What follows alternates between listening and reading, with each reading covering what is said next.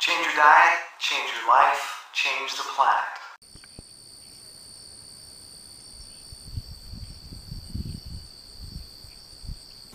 This is my breakfast.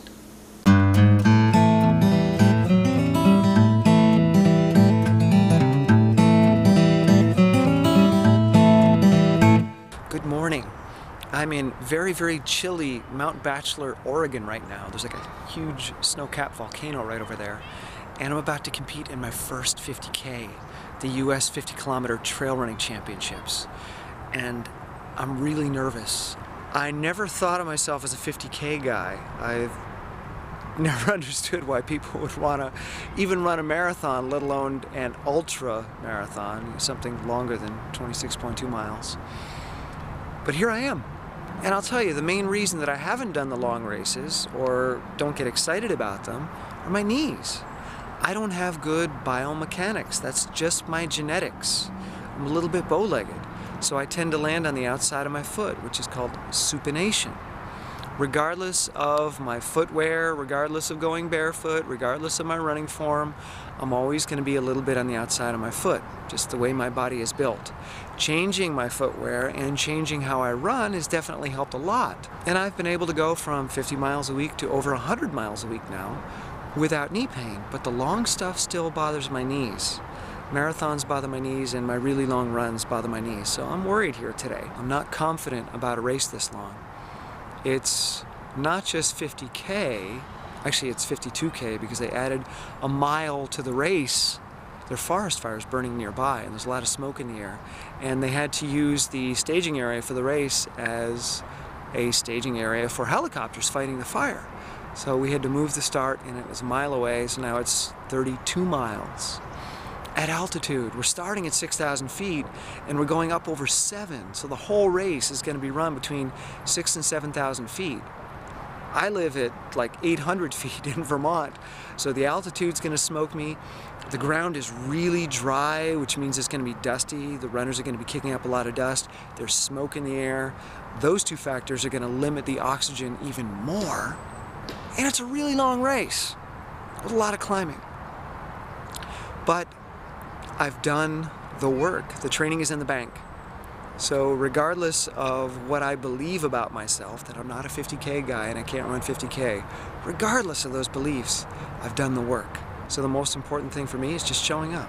I'm going to get to the start line and I'm going to do what I have trained to do regardless of what I think about it. And since I am being a big baby today about this race, I'm going to be fueling myself with baby food. Yay, baby food! What? Well, I don't have a blender here where I'm staying in Oregon, so I wasn't able to prepare my own banana date coconut water thing. So I went to Target, and they've got all kinds of different organic baby foods. And yeah, it's not raw, but so what? It's organic fruits and vegetables, and that's it. Nothing else. Like super simple ingredients, pre-blended, and it goes down really smooth. It's very easy to digest, and it's full of phytonutrients, polyphenols, flavonoids, all those beneficial fruit and plant nutrients that you're not going to get in your gels or goos, they're in here. So about 45 minutes before the race, I'm chowing on this one, which is blueberry, pear, and purple carrot. Yum! And the ingredients are organic pear puree, organic carrot puree, organic blueberry puree, organic purple carrot puree, and lemon juice. That's it. That's all that's in there. And then during the race, I'm going to be carrying a water bottle, which is going to have 2 of these guys squeezed into it, mixed with water. And then I'm going to carry 4 more for the race. I'm wearing shorts with big pockets. So I'm going to have 2 in each side pocket plus 2 mixed up with water in the water bottle. And what I'm taking with me are the spinach, mango, and pear, organic. Then I've got the banana, peach, mango, and chia seeds, ta-da, organic. And then I've got another blueberry, pear, and purple carrot. And last but not least, my favorite, banana, beet, and blueberry. Yeah! There have been a lot of studies done about beets recently showing that they improve athletic performance. And also a lot of studies about blueberries showing that they reduce oxidative stress in long events. Now in training, I don't want to reduce the oxidative stress because adapting to that stress actually improves my fitness and running economy. If you're removing all the stress of training, then you're not going to benefit from the training. But in a race, I don't want to be damaging myself. So in a race, I think it's important to consume antioxidant-rich fruits and vegetables.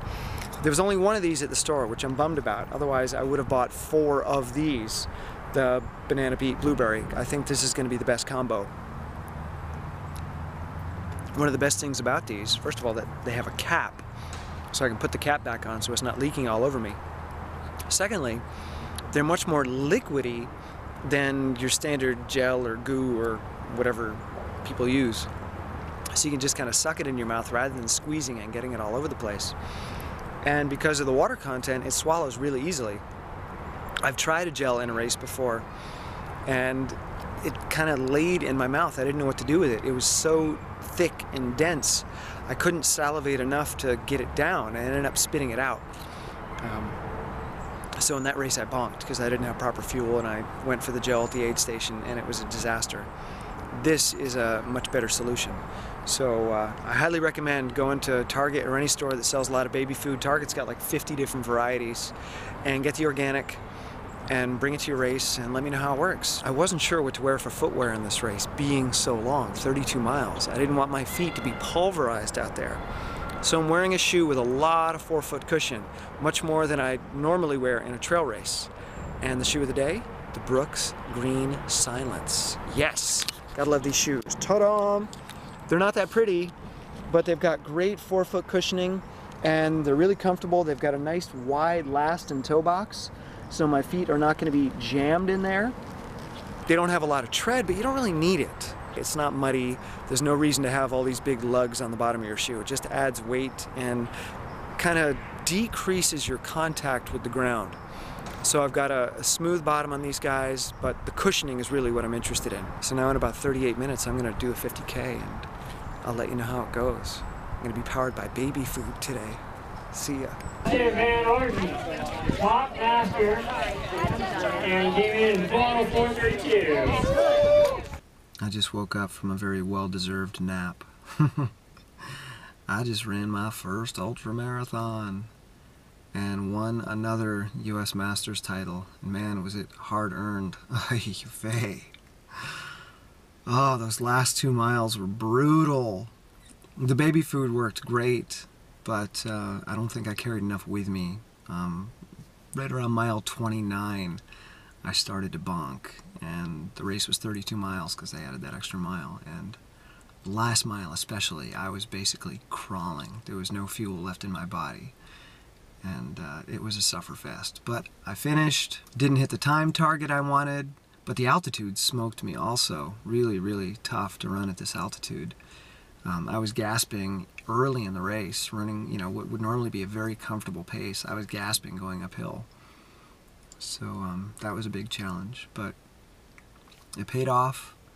I won another title. I now have Masters titles at 10K, 15K, half marathon, marathon, and 50K. That's a pretty solid resume, and I don't think anybody can debate the diet in light of those results anymore. It's not like I did one race and did well and it was a fluke. I've been doing this for years now, and I've won championships at all kinds of distances. So I hope I've really proved my point and nailed it home this time. I'm not sure what I'm going to do now. Got to let my knee heal up. The race really smoked my knee.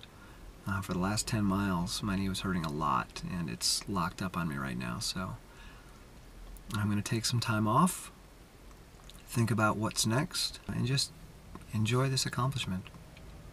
And yeah, I'll keep you posted. See ya.